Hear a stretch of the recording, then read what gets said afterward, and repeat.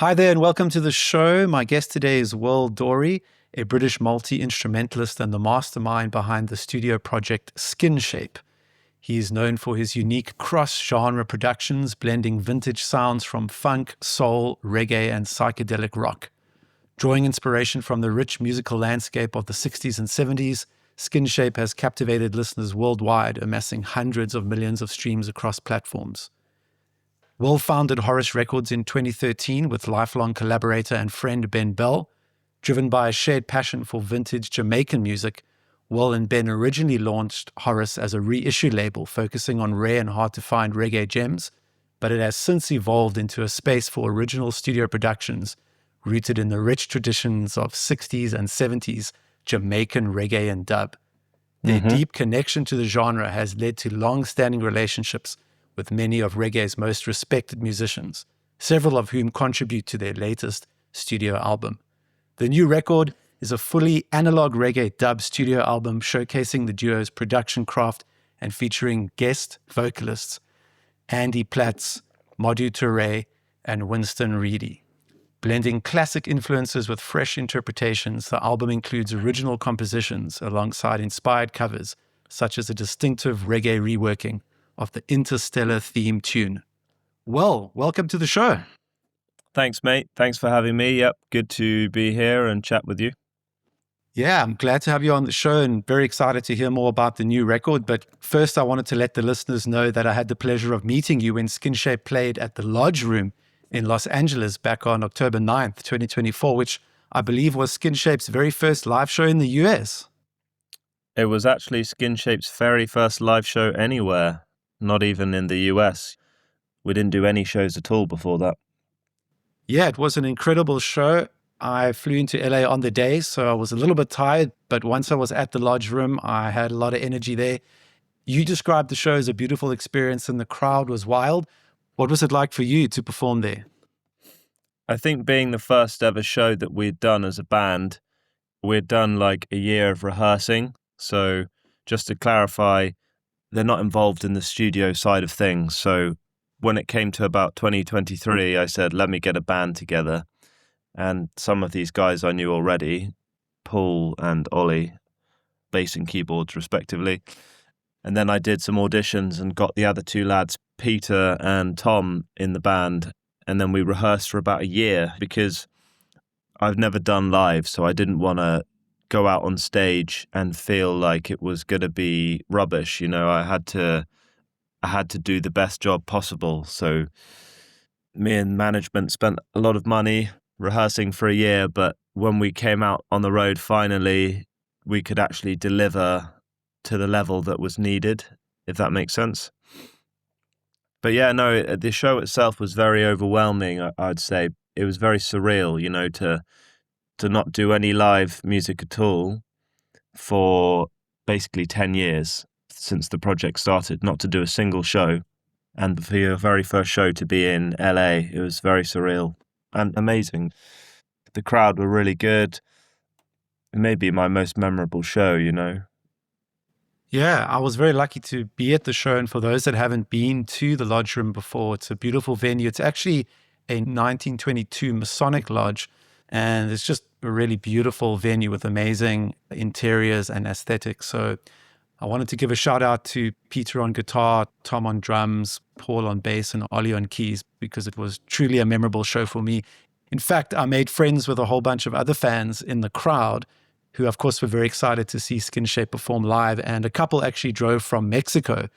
So they were standing behind me throughout the show, and I would often hear, "We love you, Skinshape," throughout the show. Good. So there was a lot of good energy.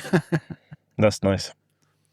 So you've got a new album out now, and it's actually a collaborative reggae dub album, which you've put together with your longtime friend and collaborator, Ben.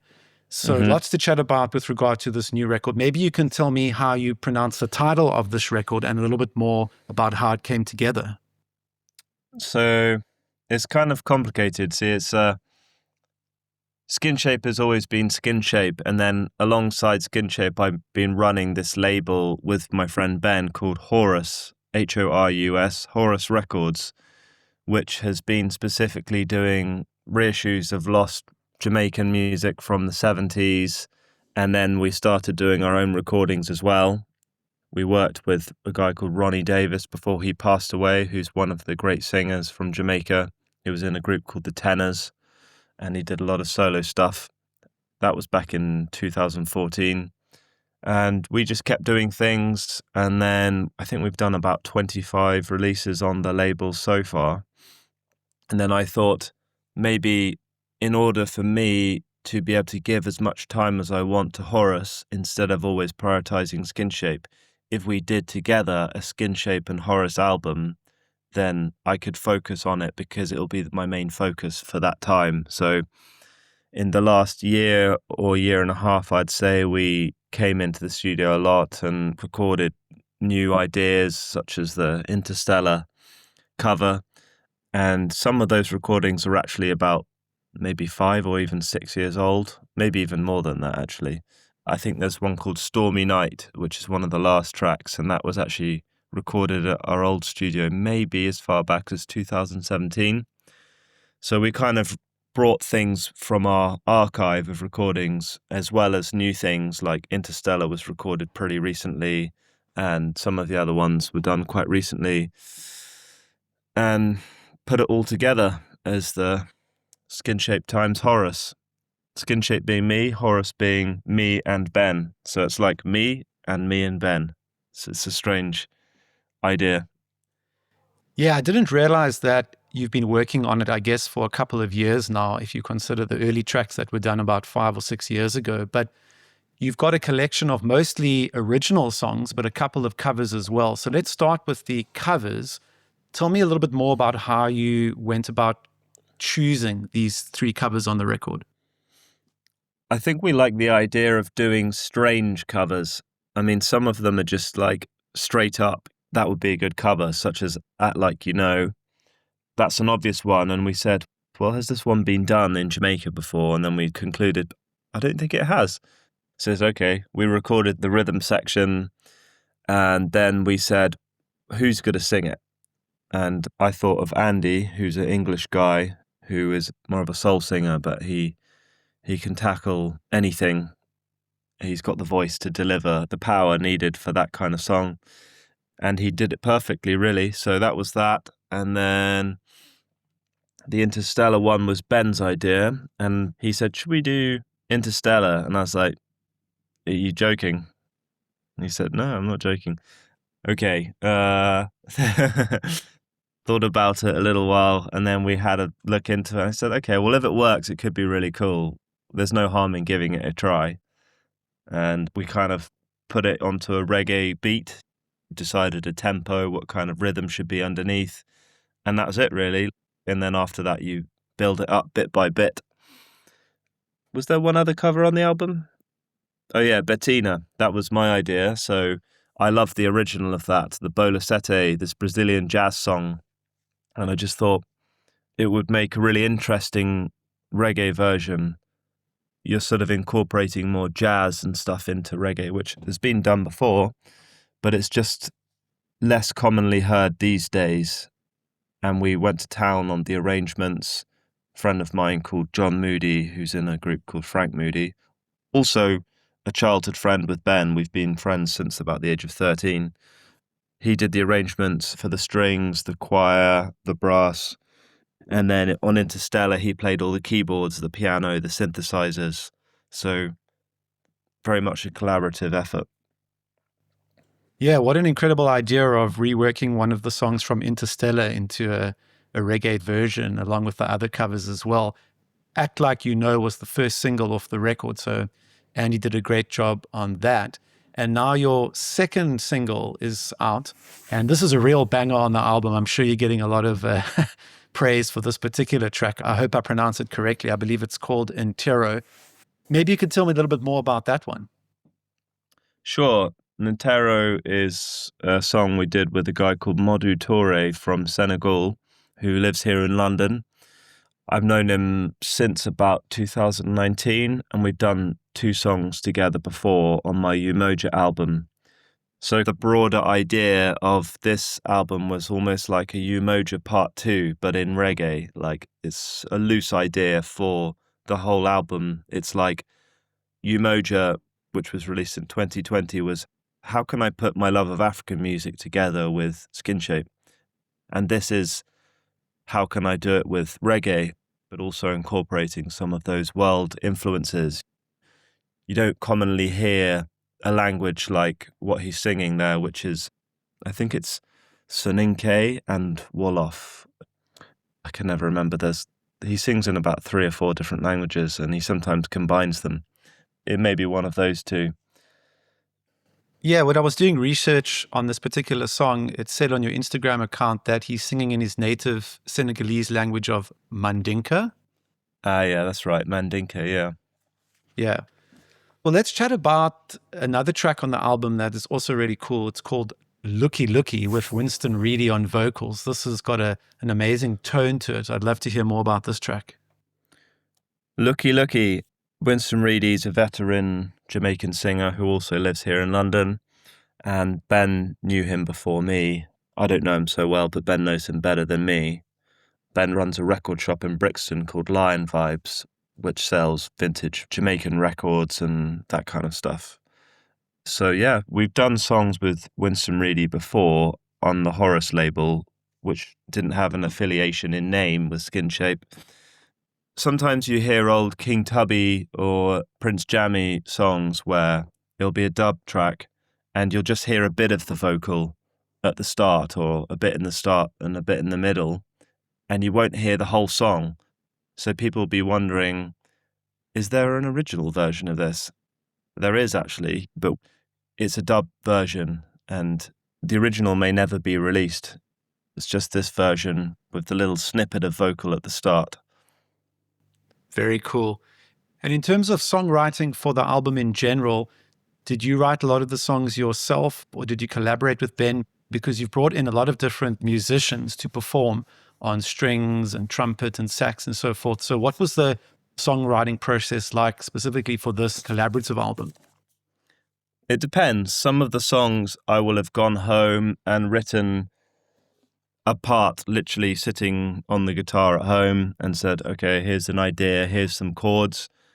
How can this be put into a song? The River Effra, so that was one of those which I wrote at home and brought it in and showed Ben, and we recorded it. At Stormy Night, we would have written together. Mostly it would be together, sometimes spur of the moment.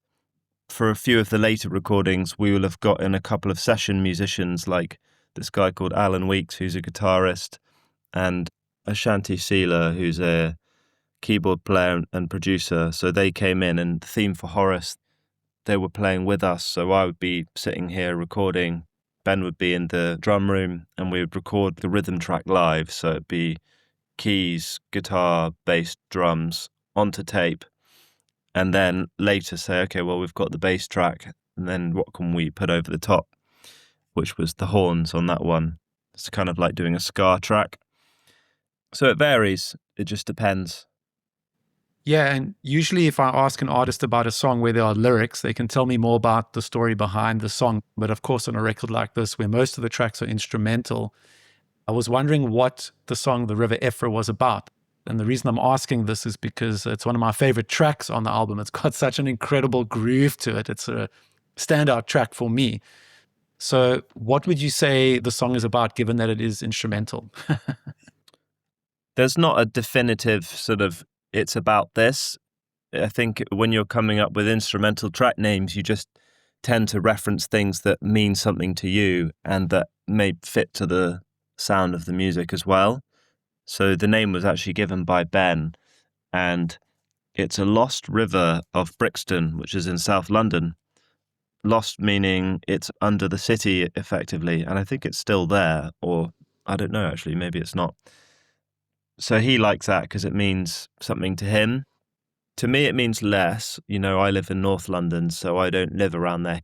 He literally lives in the exact streets where that river would have been or is underground. But still, the connection with Brixton is deep in reggae as well, so that's where the name came from. Beautiful. And just thinking about all the musicians that came in to perform on this album, you had some amazing background vocals, some strings, some brass. many different musicians, guitar, bass, etc. Can you tell me a little bit more about all the folks that contributed to the album? Sure. There's quite a big mix, really. So there's people who are friends or friends of friends, just normal English musicians.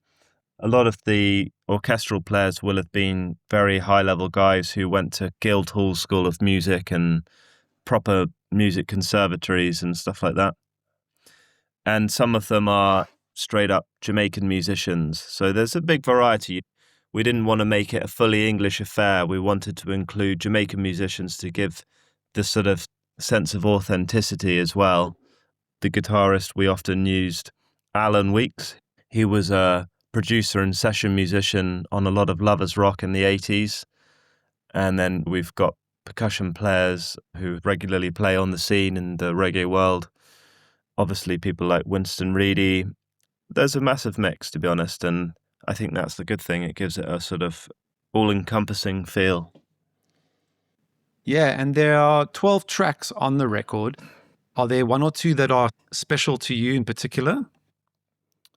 I'd say, funnily enough, I like the River Effra as one of my favourites as well, just because I like the sound of it. It sounds so big. And Stormy Night, the one before that, I also really like. It's the only one with a sort of Augustus Pablo feel. And I like it because it's managed to survive for like however many years since we recorded it and still made it onto an album however many years later.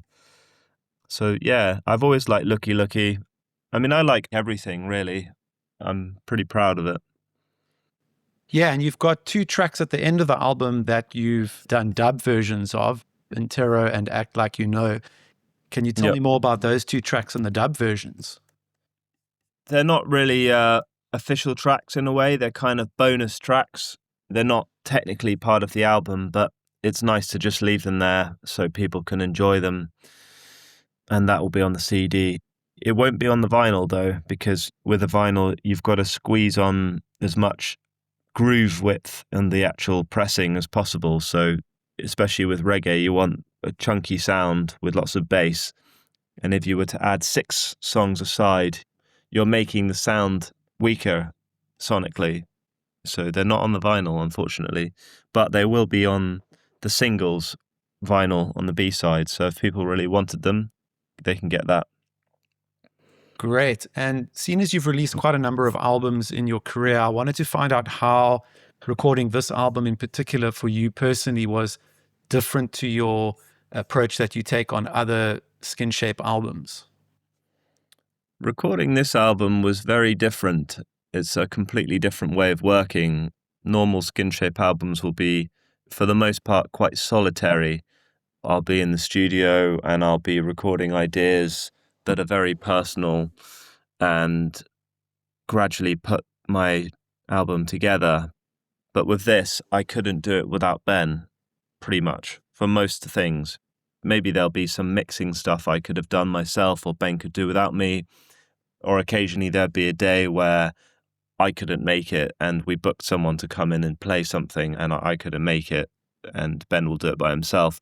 But in general, it was very much a together thing. So that's one reason why it sounds very different. It probably sounds the least Skinshape of all the albums I've done, I would say. There's a few bits of guitar that will be more distinctive, but it's a very different thing for the most part. And with the production being fully analog, was this a deliberate commitment to honoring that specific kind of quality of the 60s, 70s Jamaican records that you very much enjoy? It's not fully analog, but it's mostly analog. Maybe it's been miswritten somewhere, but it's for the most part analog. So the basic track with the drums and the bass and some guitars, and as much as possible will be done to tape. And then we'll put it on the computer and add the other stuff that we don't have enough tracks on the tape. So like the orchestral stuff and some other instruments, and it just helps us to work on the track in the modern way whilst getting the benefit of the tape sound. And then finally, once the song's all ready, we would then mix it live again through the Trident mixing desk that I've got here, back onto a 2-track tape machine ready for mastering. And the one I've got is an old 1950s Ampex all-valve tape machine, which I bought a few years ago. And it sounds amazing. So it kind of glues everything together and makes it sound very smooth and full and rich, which is definitely something you want for a vintage-sounding reggae album.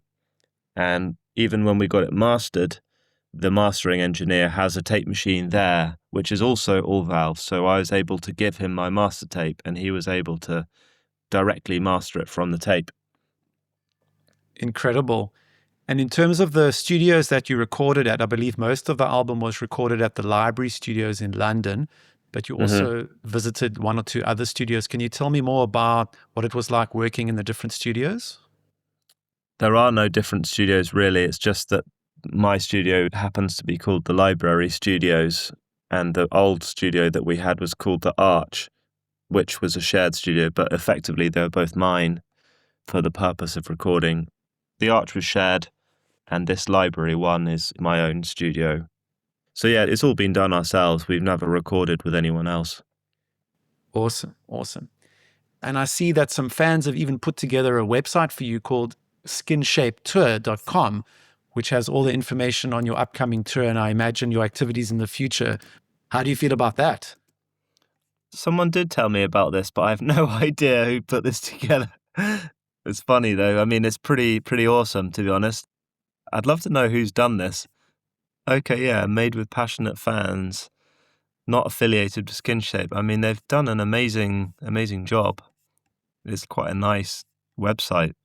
Shout out to those guys, whoever you are. Yeah, it's just great to know what fans can look forward to in the future. You have a European tour in 2026. And as it says on the skinshapetour.com website, the next concert is in 130 days, 6 hours, 23 minutes, and 5 seconds. So Wow. lots to look forward to.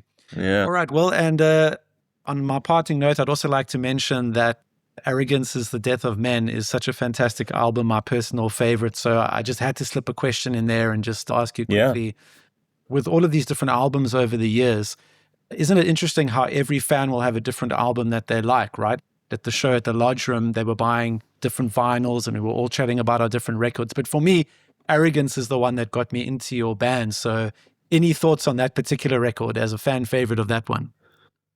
Sure. Arrogance is the Death of Men was my lockdown album, if you will. You know, I was at home a lot. I couldn't go to my studio because I wasn't allowed. So I was just making the most of bits of recordings I had at home, and it was all done in that way. And yeah, some people say that's their favorite. Most people would generally go for the second, third, or fourth album being Oraculo, Life and Love, or Phylloxeny. But then again, it does vary. You know, some people say Umoja because they love the African stuff so much. So yeah, it's nice to hear people enjoying different things. And yeah, I'm just going to keep going with it really and just keep trying new things. And there's lots of other parts of the world I want to explore and integrate. I'm interested in music from India, the Far East, Thailand and Vietnam, and even Chinese music, and incorporating all kinds of things like that. I think it'll be fun. Amazing, amazing. Great. Well, once again, thanks again for joining me on the show. The listeners are definitely going to enjoy checking out your new record and, of course, your back catalog as well. So all the best for 2026, and I look forward to catching you at another live show soon. All right, mate. Thanks for your time, and speak to you next time.